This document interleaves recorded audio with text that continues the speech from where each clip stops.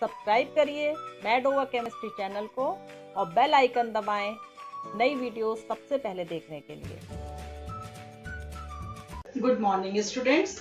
आज हम करेंगे क्लास 10th का लाइफ प्रोसेसेस का third life process, that is circulatory system.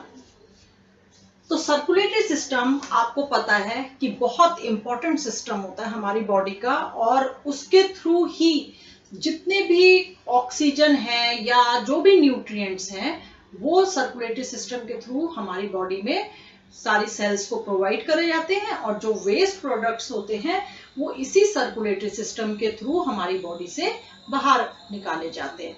तो अगर हम बात करेंगे कि सर्कुलेटरी सिस्टम के डिफरेंट कंपोनेंट्स क्या होते हैं, कौन सी चीजें हैं जो मिलकर के आपस में एक सर्कुलेटरी सिस्टम हमारी बॉडी का फॉर्म करती हैं, तो सबसे पहला हार्ट के बाद आती हैं ब्लड वेसल्स जो ब्लड को कैरी करके लेके जाती हैं, और थर्ड हो जाता है ब्लड एंड लिम्फ। तो ये तीन मेन कंपोनेंट होते हैं जो कंबाइंड होकर के हमारा ब्लड सर्कुलेटरी सिस्टम बनाते हैं। तो सबसे पहले हम हार्ट पढ़ेंगे। हार्ट का फंक्शन होता है ब्लड को पंप करना, प्योरीफाई करना के लिए लंग्स में जाता है, लेकिन मेन जो काम होता है हार्ट का वो होता है वो ब्लड को पंप करता है। तो this is the structure of heart. इसमें आप देखेंगे कि हार्ट जो है उसके 4 चैम्बर होते हैं। जो ह्यूमन हार्ट की हम बात कर रहे हैं, ह्यूमन हार्ट में 4 चैम्बर होते हैं।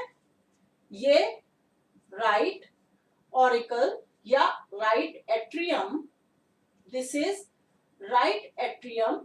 ये लेफ्ट एट्रियम हमारा अपोजिट होगा। अगर हम इस तरह से कर रहे हैं तो ये राइट आएगा, हमारे हार्ट में जो बॉडी में होगा वो राइट पार्ट इधर आएगा और लेफ्ट इधर आएगा। ये हो जाएगा राइट वेंट्रिकल एंड ये लेफ्ट वेंट्रिकल। तो हार्ट जो है उसके 4 पार्ट होते हैं हमारे। ये हो गया राइट वेंट्रिकल, ये हो गया लेफ्ट वेंट्रिकल, ये राइट एट्रियम, और ये हो गया लेफ्ट एट्रियम। तो इस तरह से हार्ट जो है वो 4 पार्ट्स में डिवाइड होता है।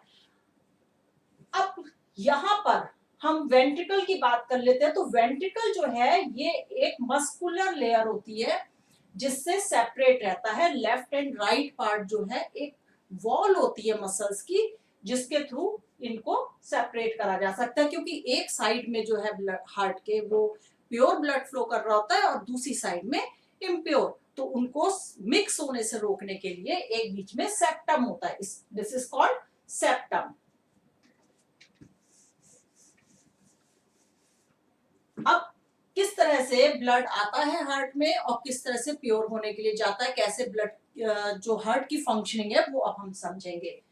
देखिए, जो लोअर पार्ट होता है बॉडी का, वहां से वेना कावा होती है जो लोअर पार्ट से बॉडी के ब्लड को लेकर के जाती है, और वेना कावा अपर साइड में जो बॉडी के अपर पार्ट से ब्लड को, इम्प्योर ब्लड को, जिसमें कार्बन डाइऑक्साइड होती है, ठीक है, वो वाला ब्लड लेकर के vena cava upper and vena cava lower, या इसको हम इंफीरियर एंड सुपीरियर भी कहते हैं। वेना कावा इंफीरियर और वेना कावा सुपीरियर, ये हमारी बॉडी से इम्प्योर ब्लड को कलेक्ट करती हैं, और कलेक्ट करके ये कहां पर लेकर के आएंगी, ये लेकर के आती है राइट एट्रियम में, ठीक है।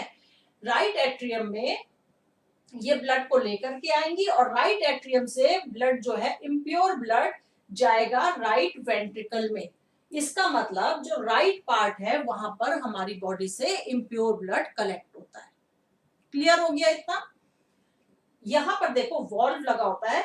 वॉल्व के जितने भी हार्ट में वॉल्व मिलेंगे उनका फंक्शन ये होता है कि जो ब्लड का फ्लो है वो एक सिंगल डायरेक्शन में रखें। अदरवाइज ब्लड को इस तरह से फ्लो करना है तो कोई प्रॉब्लम नहीं है, लेकिन जब ब्लड ऊपर की तरफ जा रहा होता है तो वो बैक फ्लो ना करे। ये क्वेश्चन आपका एग्जाम में पूछा जाता है, अभी मैं बताऊंगी जब हम एट्रियम पढ़ेंगे। तो यहां से ब्लड जो है राइट एट्रियम से आ गया राइट वेंट्रिकल में। अब जब ये राइट वेंट्रिकल में आ जाता है इम्प्योर ब्लड, तो अब इसको प्योर होने के लिए कहां जाना होता है? ये तो डीऑक्सीजनेटेड ब्लड है, मतलब जिसमें ऑक्सीजन नहीं है, कार्बन डाइऑक्साइड है। अब वो कार्बन डाइऑक्साइड हमें ब्लड में से रिमूव करनी है और ऑक्सीजन ऐड करनी है। तो ये फंक्शन कहां पर होगा? यस, लंग्स में। लंग्स में जाकर के ये ब्लड प्योरीफाई होता है। एक चीज मैं आपको बता दूं, कि जो भी आर्टरी होती है, जब वो ब्लड को हमारे हार्ट से दूर ले जा रही होती है तो हम उसको कहते हैं आर्टरी। और जब ब्लड हमारे बॉडी में आ रहा होता है, जब ब्लड हमारे हार्ट में आ रहा होता है, तो वो आता है वेन्स के थ्रू। ठीक है, तो अब यहां से ब्लड जो है वो चला और यहां से ब्लड जाएगा पल्मोनरी आर्टरी के थ्रू लंग्स में। पल्मोनरी आर्टरी, यहाँ पे क्वेश्चन बनेगा पल्मोनरी आर्टरी। देखिए आर्टरी जो है वो प्योर ब्लड कैरी करती है, ये आपने प्रीवियस क्लासेस में पढ़ा हुआ है, और वेन्स जो हैं वो इम्प्योर ब्लड कैरी करती हैं। लेकिन यहाँ पर जो पल्मोनरी होती है, पल्मोनरी आर्टरी एंड वेन्स जो होती हैं, वहां पर इनका अपोजिट फंक्शन होता है। ये आपको नोट डाउन करना, यही एग्जाम में आपके पूछा जाता है। जो पल्मोनरी आर्टरी है ये इम्प्योर ब्लड कैरी करती है, और ये जो यहाँ राइट वेंट्रिकल से इसने डीऑक्सीजनेटेड ब्लड कलेक्ट करा था, ये कैरी करके लेके जाती है लंग्स में। अब लंग्स में जो है इसमें कार्बन डाइऑक्साइड निकाल दी जाती है और ऑक्सीजन ऐड कर दी जाती है। अब ऐड होने के बाद ये पल्मोनरी वेन के थ्रू हमारे लेफ्ट एट्रियम में एंटर करता है। अब देखो पल्मोनरी वेन है, pulmonary vein pure blood carry कर रही है, ऑक्सीजनेटेड ब्लड कैरी कर रही है। नोट डाउन कर लीजिए आप, पल्मोनरी वेन से जो ब्लड है वो जाएगा राइट एट्रियम में, राइट एट्रियम में फिर उससे जाएगा राइट वेंट्रिकल में। देखो यहाँ पर भी वॉल्व है, वॉल्व का फंक्शन होता है to stop the back flow of the blood. Blood नीचे जा रहा है, अभी जब यहां से ऊपर की तरफ जाएगा तब वॉल्व जो है वो ज्यादा रोल प्ले करते हैं, लेकिन इस तरह से भी इनके फ्लो को एक डायरेक्शन देने के लिए वॉल्व्स जो है वो हार्ट में मिलते हैं। ये यहां से जाने के बाद अब ये प्योर ब्लड कहाँ आ गया है, लेफ्ट वेंट्रिकल में। अब देखो आप यहाँ पे देख सकते हो कि जो लेफ्ट वेंट्रिकल है इसकी वॉल्स थिक है और राइट वेंट्रिकल की वॉल्स जो है वो थिन होती है, क्योंकि जो अब ब्लड को पंप होना है वो पंप करेगा ये लेफ्ट वेंट्रिकल, और पंप करने के लिए काफी प्रेशर लगाना पड़ेगा, तो हार्ट की जो वॉल्स है वो बर्स्ट ना हो जाए, इसलिए ये थिक होती हैं। अब यहाँ से जो ब्लड है वो एओर्टा के थ्रू, ये एओर्टा है, एओर्टा के थ्रू बॉडी के पार्ट्स में भेज दिया जाता है। तो this is the complete functioning of the heart.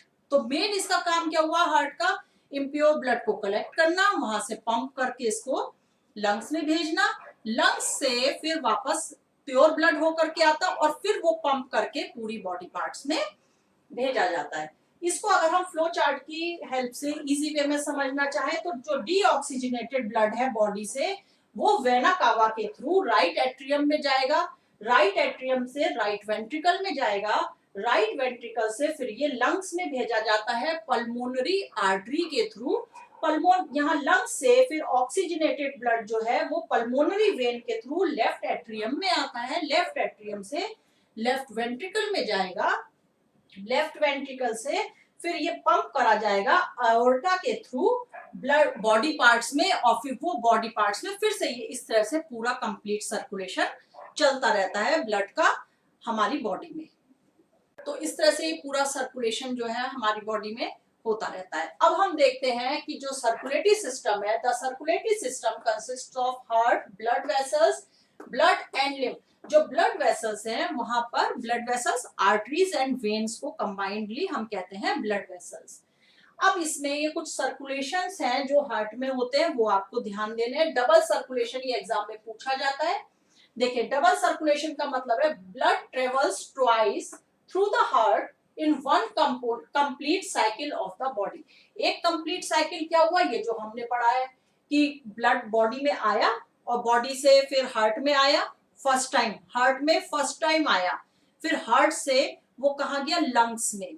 ठीक है, अब लंग्स से वो वापस आया, लंग्स से वो वापस आया है लेफ्ट वेंट्रिकल में, लेफ्ट एट्रियम में, फिर वेंट्रिकल में, और फिर यहां से वापस भेजा गया है बॉडी के अंदर। तो दो बार जो है ब्लड आ रहा है और जा रहा है। देखो एक बार इस तरफ से सर्कुलेशन हो रहा है और एक तरफ इस तरह से सर्कुलेशन हो रहा है। तो दो बार ब्लड का जो है हार्ट के थ्रू सर्कुलेशन हो रहा है, एक बार प्योर का और एक बार इम्प्योर का, ड्यूरिंग वन साइकिल। एक जो कंप्लीट साइकिल है, जो एक पूरा प्रोसेस है कि कलेक्शन ऑफ ब्लड एंड जो सप्लाई ऑफ ब्लड है, उसका वो पूरा एक साइकिल होता है और उसमें ब्लड जो है वो हार्ट के थ्रू 2 बार पंप करा जा रहा है, 2 बार उसमें से पास हो रहा है। तो इसको हम कहते हैं double circulation. Blood travels twice through the heart in one complete cycle of the body. इसके बाद नेक्स्ट टर्म आती है पल्मोनरी सर्कुलेशन। पल्मोनरी सर्कुलेशन में pulmonary artery and pulmonary vein. Blood moves from the heart to the lungs. Lungs तक कहां पर जाएगा? Pulmonary artery के through and back to the heart. Back to the heart किससे आता है? पल्मोनरी वेन से। तो ये होता है पल्मोनरी सर्कुलेशन। सिस्टेमिक सर्कुलेशन क्या होता है? Blood moves from the heart to the rest of the body and back to the heart. अब क्या होगा? ये जो सिस्टेमिक सर्कुलेशन है वो ब्लड जो है ये जाएगा अओर्टा के थ्रू बॉडी में और बॉडी से फिर वापस आ जाएगा। देखिए ब्लड जो है ये गया बॉडी में, बॉडी पार्ट से फिर डीऑक्सीजनेटेड ब्लड वापस हार्ट में आ जाएगा। तो ये होता है सिस्टेमिक सर्कुलेशन। अब ये 3 सर्कुलेशन आप समझ गए होंगे, हार्ट का स्ट्रक्चर भी समझ गए होंगे, फ्लो चार्ट से ही मैंने एक्सप्लेन कर दिया। इसको आपको हार्ट के डायग्राम को प्रैक्टिस करना है। इसके बाद अगर हम देखते हैं कि ब्लड का कंपोजिशन क्या होता है, ये तो हमने देख लिया कि ब्लड सर्कुलेटरी सिस्टम के क्या क्या कंपोनेंट होते हैं। अब हमें पढ़ना है ब्लड का कंपोजिशन क्या होता है। बहुत इंपॉर्टेंट ब्लड का कंपोजिशन है।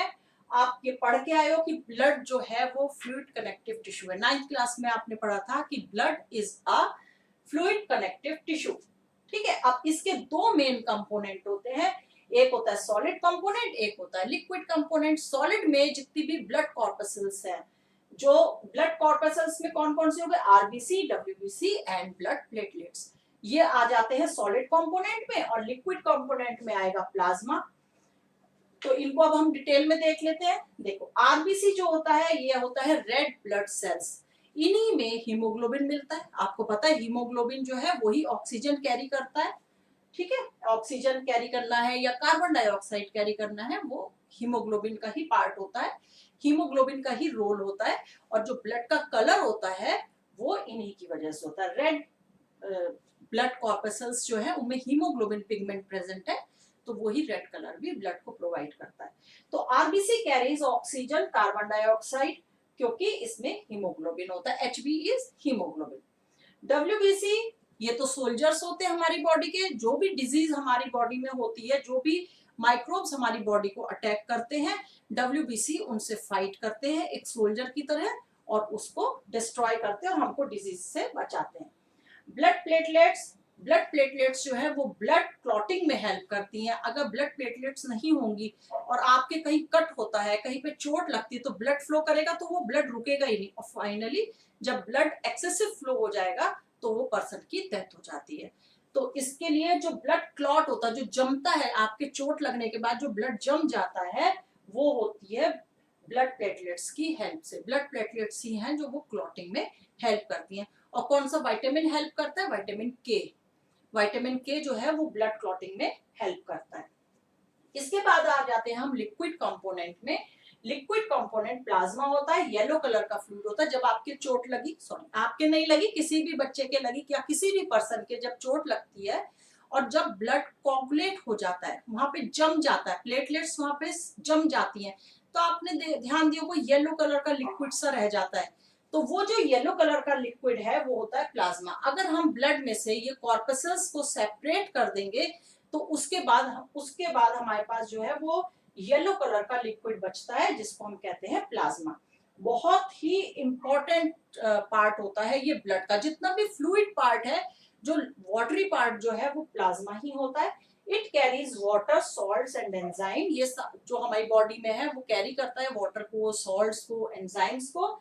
It takes nutrients, hormones and proteins to the body parts. जो भी न्यूट्रिएंट्स, जो आपने न्यूट्रिशन चैप्टर जब पढ़ा था तो उसमें जो भी आपने न्यूट्रिएंट्स आपके एब्जॉर्ब हुए थे वो आपकी ब्लड सेल्स तक, कॉमनली हम कहते हैं ब्लड के थ्रू जाता है, लेकिन अब क्योंकि हम सर्कुलेटरी सिस्टम पढ़ रहे हैं तो हम डिटेल में समझेंगे कि जो ब्लड का भी प्लाज्मा पार्ट है वो उन न्यूट्रिएंट्स को सप्लाई करता है हमारी सेल्स तक।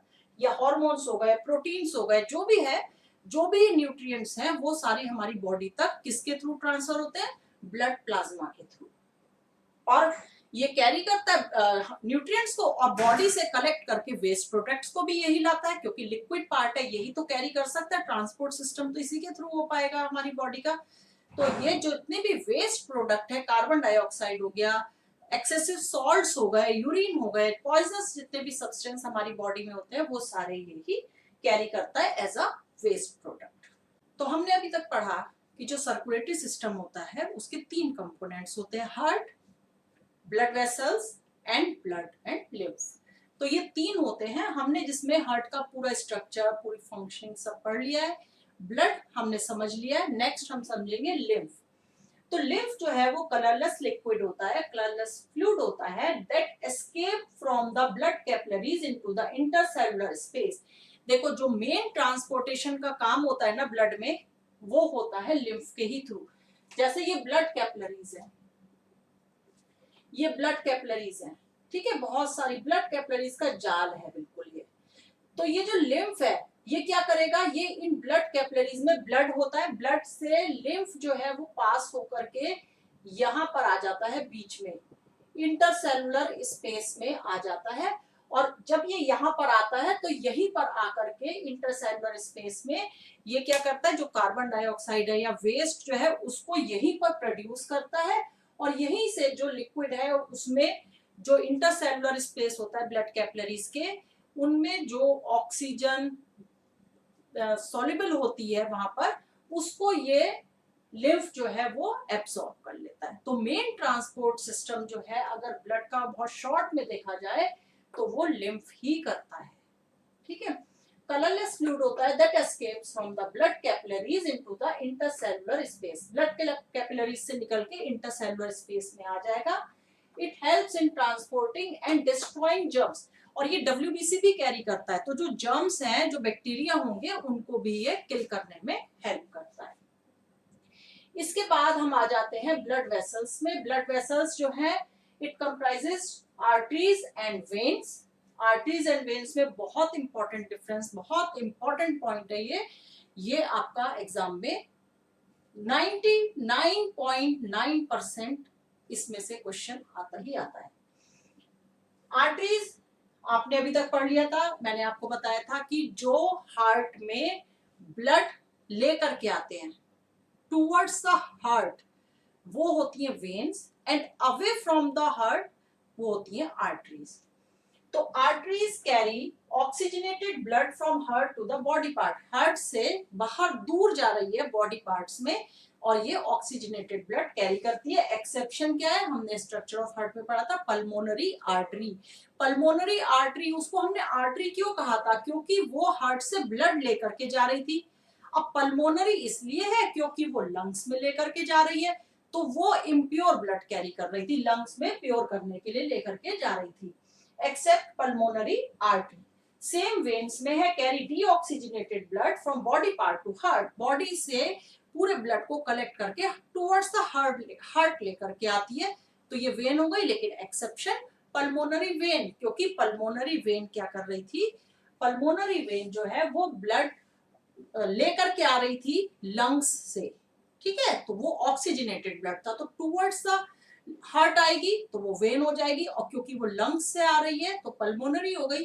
तो लेकिन वो प्योर ब्लड कैरी कर रही थी, पल्मोनरी वेन जो है वो प्योर ब्लड कैरी करती है। आर्टरीज थिक होती है, इलास्टिक होती है, क्योंकि आर्टरीज में जो ब्लड है वो बहुत फ्लो के संग जा रहा होता है।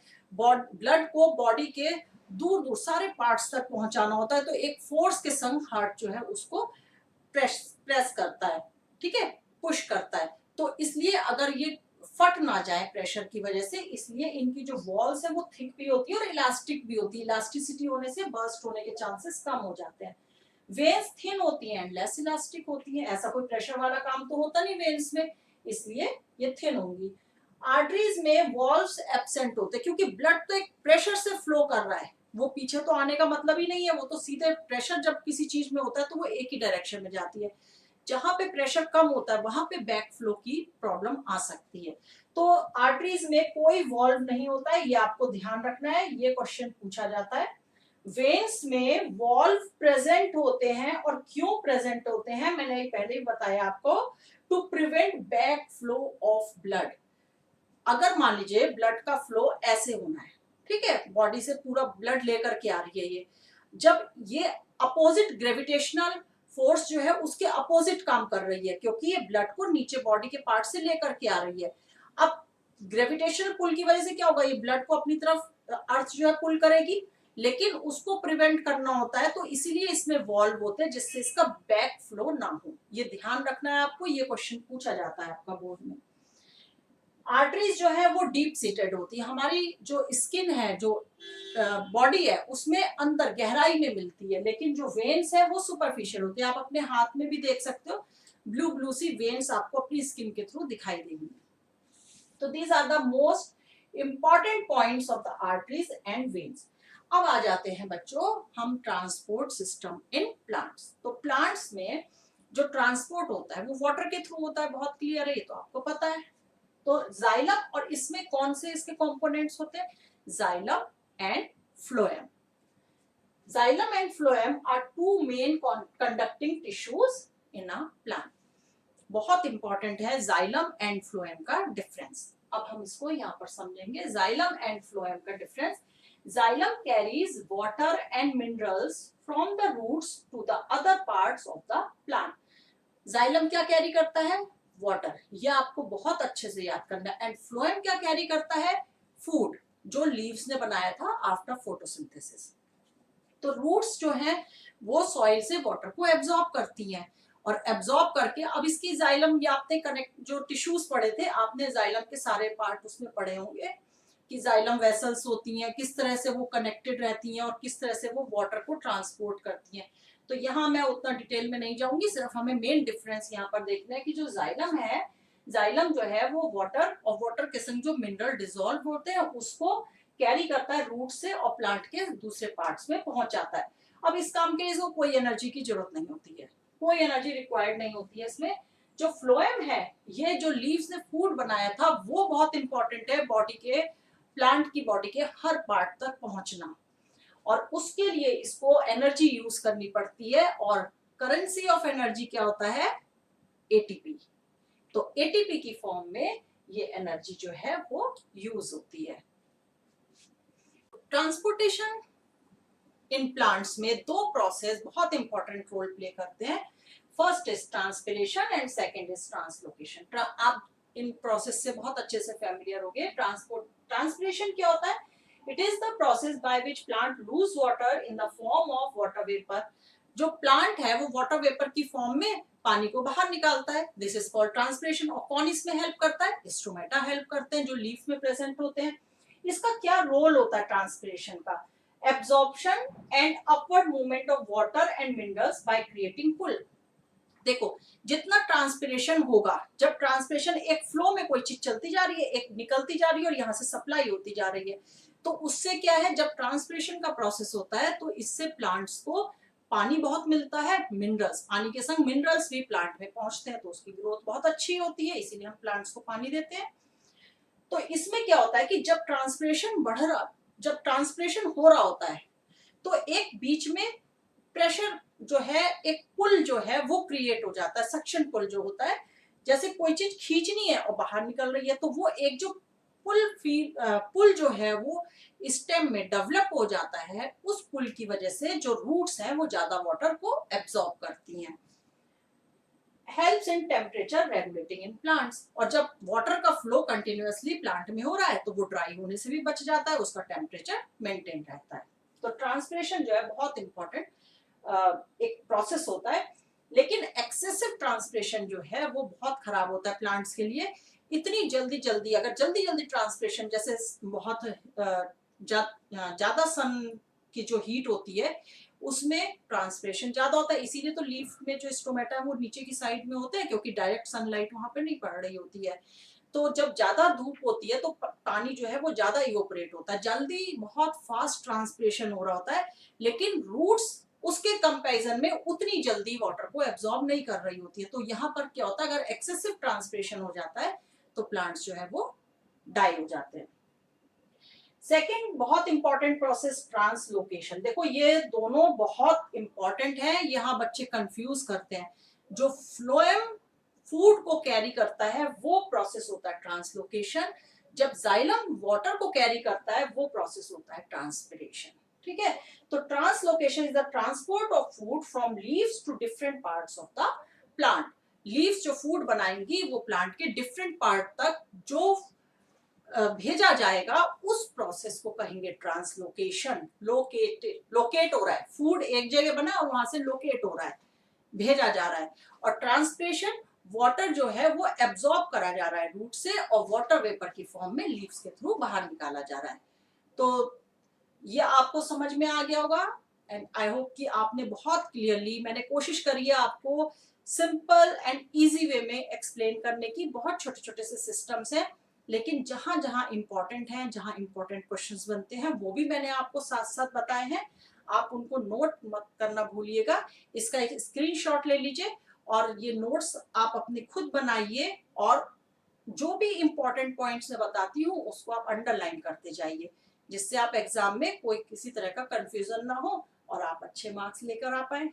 तो अगर आपको मेरी टीचिंग इफेक्टिव लग रही है और लग रहा है कि आप इजीएस्ट वे में अपने टॉपिक को समझ पा रहे हैं तो चैनल को लाइक एंड सब्सक्राइब जरूर करिएगा। Thank you.